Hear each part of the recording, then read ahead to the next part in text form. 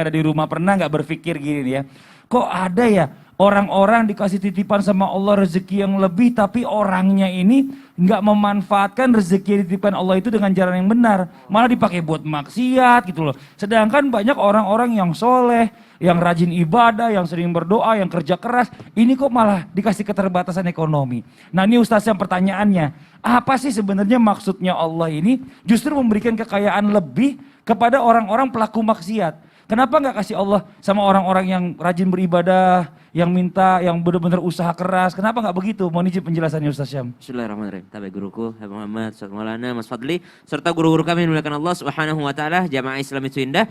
Bismillahi masyaallah la yasuqul khaira illallah, bismillahi masyaallah la yasrifus su'a illallah, bismillahi masyaallah ma kana min ni'matin faminallah, bismillahi masyaallah la haula wa la quwata illa billah. Maka subhanallah diingatkan bahwa ternyata berhati-hatilah, berwaspadalah akan nikmat Allah Subhanahu wa taala kepadamu. Subhanallah. Jadi bukan berhati-hati atas musibahnya, berhati-hatilah atas nikmat Allah kepadamu. Karena jangan sampai itu adalah cara Allah mengujimu. Jadi ada ujian dalam kekayaan, ada ujian dalam harta yang diberikan Allah Subhanahu wa taala kepada kita, sehingga Allah berfirman, "Sanastadrijuhum min haitsu la ya'lamun."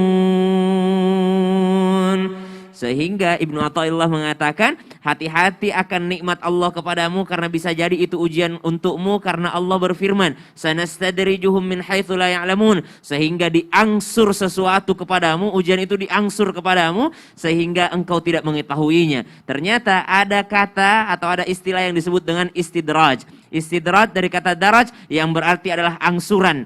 Angsuran nikmat Allah Subhanahu wa taala. Bisa juga berarti anak tangga. Anak tangga yakni bertingkat-tingkatnya nikmat Allah Subhanahu wa taala. Senantiasa bertambah nikmat Allah Subhanahu wa taala. Mungkin awal-awal masih bersyukur, lama-kelamaan udah kurang bersyukur, sampai tinggi sudah tidak bersyukur sama sekali. Akhirnya sudah meninggalkan kesalehannya. Maka ini yang disebut dengan istidraj, nikmat Allah Subhanahu wa taala kepada orang-orang yang mungkin secara lahirnya tidak taat kepada Allah Subhanahu wa taala. Namun kalau mendengar pembahasan seperti ini, jangan kita alihkan kepada orang lain. Wah, tetangga saya banget itu Ustaz. Wah, saudara saya banget itu Ustaz. Makin soleh, makin tidak soleh, makin kaya. Tidak pernah sholat tapi dikasih kekayaan. Jangan, tapi arahkan kepada kita. Kita melihat nikmat Allah kepada diri kita, jangan sampai kita lah yang kena istidraj ini. Subhanallah. Ada lagi yang bilangin, oh dia kaya. Oh pasti dukunnya 7 orang tuh. Wah, nauzubillah min dzalik. Pasti ada maksudnya, subhanallah. Ngapain repot ngitung kekayaan orang lain? Mending kita hitung nikmat Allah yang ada pada diri kita. Karena cara untuk mencegah istidraj ini, nikmat Allah yang diberikan ternyata menjadi perangkap bagi kita. Caranya adalah nikmati dengan cara bersyukur. Satu, bersyukur dengan lisan ketika dapat nikmat mengucapkan alhamdulillah. Yang kedua, bersyukur dengan hati, meyakini bahwa ini adalah datangnya dari Allah Subhanahu wa taala dan wajib bagi saya menggunakannya di jalan Allah Subhanahu wa taala. Dan berterima kasih kepada manusia. Kenapa? Karena disebutkan siapa yang tidak berterima kasih kepada manusia berarti dia tidak berterima kasih kepada Allah Subhanahu wa taala. Dan orang yang paling bersyukur adalah orang yang paling banyak berterima kasih kepada sesama manusia. Maka syukuri nikmat Allah Subhanahu wa taala dengan cara berterima kasih kepada orang-orang yang telah berjasa kepada kita. Kemudian disebutkan kenapa orang soleh dan orang tidak soleh ini biasanya lebih kaya yang tidak soleh tadi. Kenapa orang soleh ini justru tidak diberikan kekayaan oleh Allah Subhanahu wa taala? Itu membuktikan bahwa Allah lah yang maha pemberi rezeki.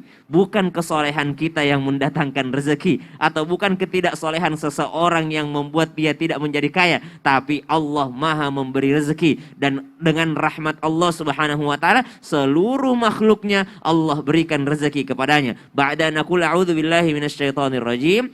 Wa ma min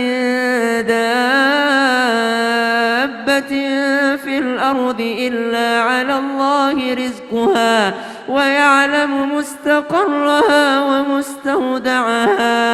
Dan tidaklah satu binatang melata pun di atas muka bumi ini kecuali Allah berikan rezeki kepadanya. Saking cintanya Allah kepada hambanya. Namun kita mesti berhati-hati akan nikmat Allah, jangan sampai itu adalah perangkap. Na'udzubillahi min dzalik. Masya Allah, terima kasih banyak Ustaz Sama-sama, Syam. Mas Ya, jadi Fadli. bisa aja ini istidraj atau perangkapnya Allah biar dia semakin ngelakuin maksiat dan semakin Na'udzubillah dalam min nanti dzalik. nerakanya. Nauzubillah min zalik. Subhanallah. Ih, subhanallah, nauzubillah min zalik. Nah, sekarang kita lanjut lagi. Jazakallah khairan, terima kasih banyak Ustaz Syam atas penjelasannya. Nah, sekarang waktunya kita membacakan pertanyaan-pertanyaan yang masuk nih ya, yang ada di sosial media Islami Twindah. Langsung aja yuk kita masuk ke segmen Tanya Dong Ustadz.